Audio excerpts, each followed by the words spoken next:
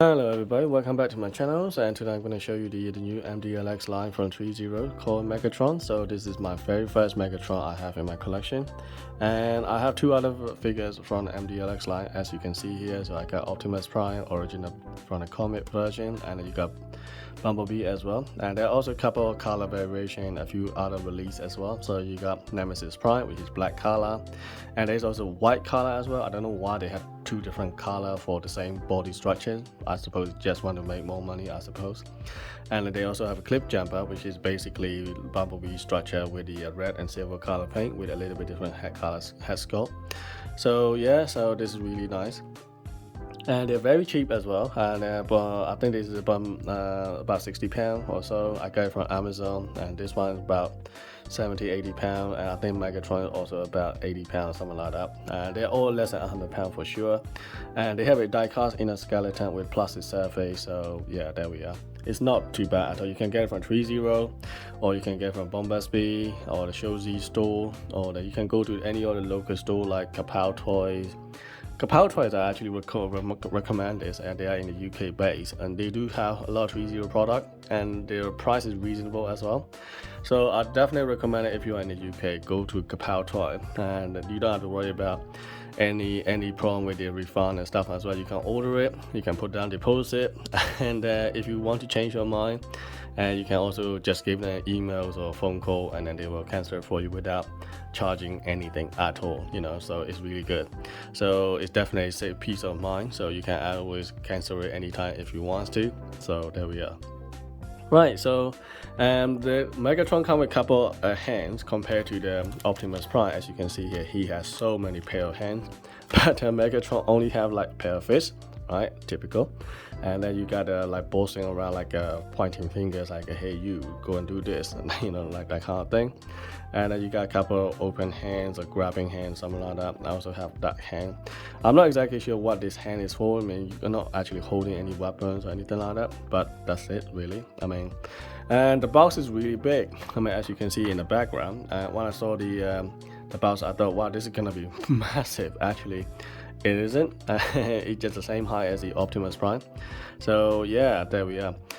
So the only thing that comes with the weapon wise is just giant weapon, this giant cannon, actually fusion cannon or whatever they call it. So it's really nice. Actually, you got all the little detail. You can actually separate these two parts as well.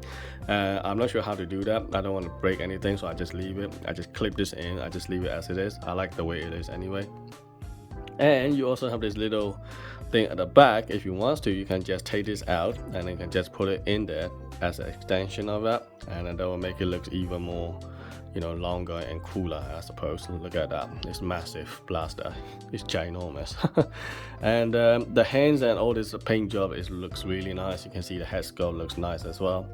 Obviously there is no LED light at point, but then again, don't forget that this is less than 100 pounds for something that you're getting about 7 or 8 inches tall roughly, with the die-cast skeletons and so on. So you're not gonna get better than that, I have to say, compared to Bandai.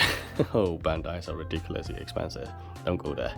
So yeah, I'll show you the side comparison in a second as well, but for now I just want to show you how the all the appearance and everything. You can see for yourself. You got all the paint job, silver, gold pieces, gunmetal, red color, weathering effect.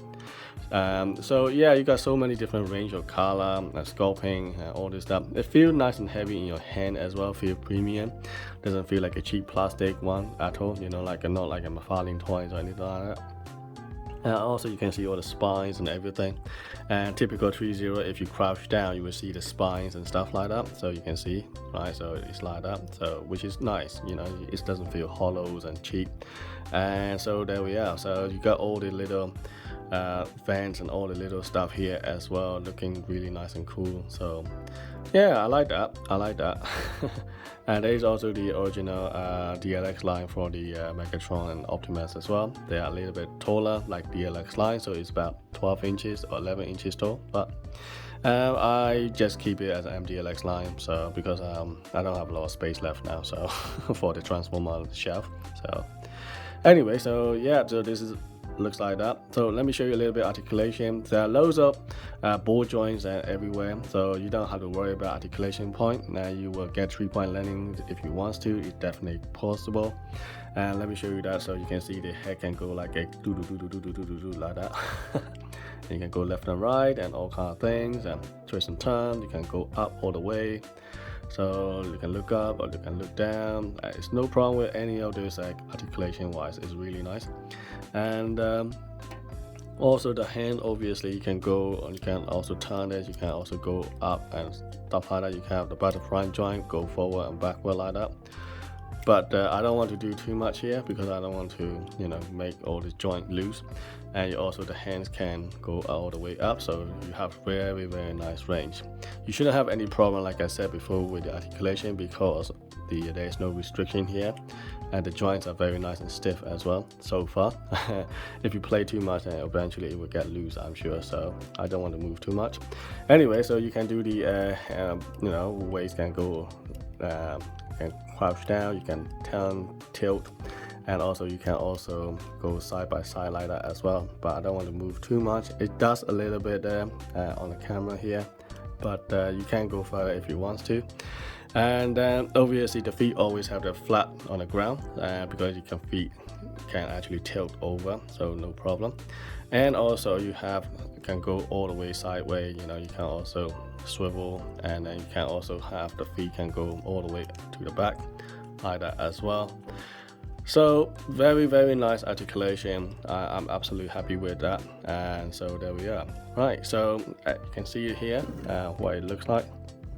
Now let me compare with the Bandai version. Okay, here we go. Ready?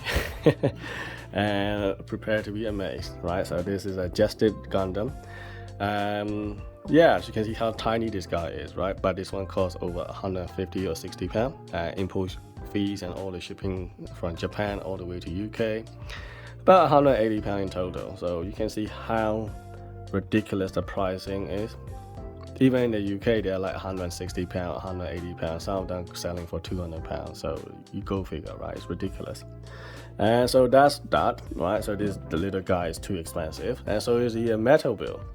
Here's a metal build Strike Gundam. You can see it before, right? They are about similar height.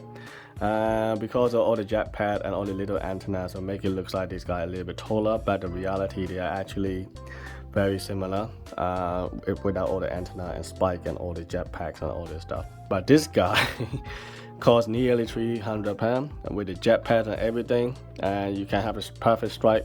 You can gun pad, sword pad, jet pad, and each one 100 pounds plus the figure 200 pounds, whatever. So yeah, they're ridiculously expensive, right? You're probably talking about, if you want to put all the pieces together, obviously it's gonna be like 500 pounds. Obviously it's better quality, more die cast and heavier, but then again, you're not getting any more than that really. So I would say 3-0 Transformer definitely worth it. So yeah, I would definitely collect some more of these ones. But then if it's the same sculpt, obviously I'm not gonna go for it like a Nemesis Prime or, you know, like a Cliff Jumper. But obviously I will get the Starscream and Rodimus Prime for sure. So stay tuned. I will be getting those one.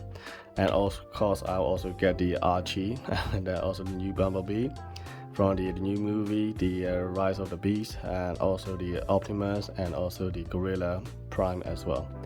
So these are the ones I will be getting on my channel. So I have already made them on pre-order, and I just have to wait and see when they're gonna ship it. So right, thanks for watching. I'll see you in the next video.